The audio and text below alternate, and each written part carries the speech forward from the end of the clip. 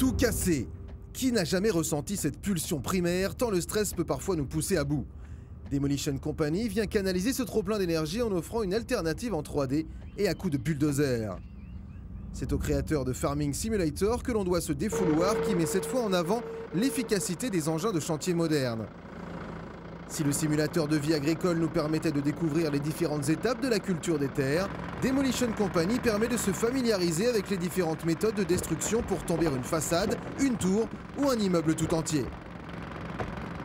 Oui, c'est vrai, à côté d'un Call of Duty ou d'un Forza 3, Demolition Company se place dans une niche microscopique et pourtant, c'est fou comme ce soft est fun et dépaysant. D'abord parce que, comme à l'accoutumée dans les créations de Giant Software, la modélisation des engins est excellente.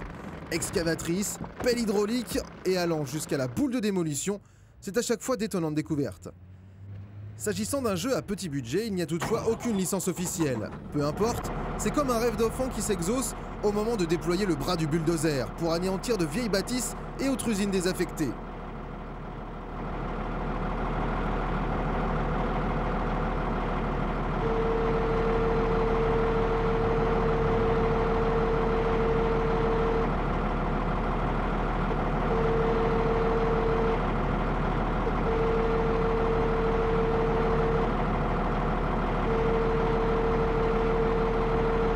Le maniement de ces engins demande un temps d'adaptation du fait de la variété des commandes parfois inversées.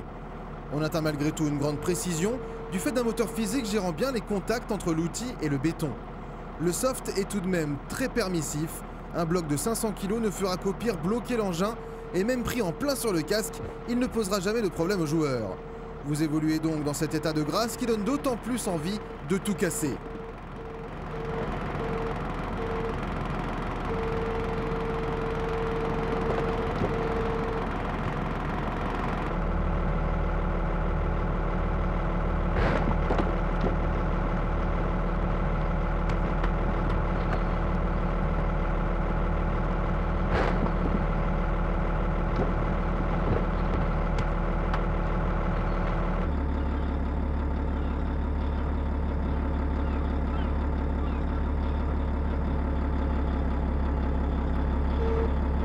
En gardant un peu son calme, il faut accomplir ses tâches avec précision, car il est parfois exigé de n'intervenir que sur certaines sections d'un bâtiment.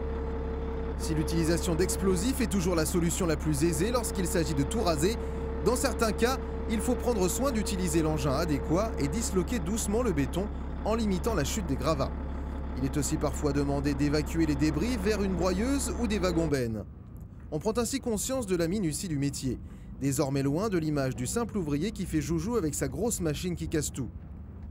Au fil des chantiers, les gains obtenus, que ce soit dans l'accomplissement à bien des tâches ou en ramassant divers bonus autour du périmètre, permettent alors d'agrandir sa flotte d'engins. Les explosifs aussi évoluent pour atteindre une spectaculaire puissance de destruction.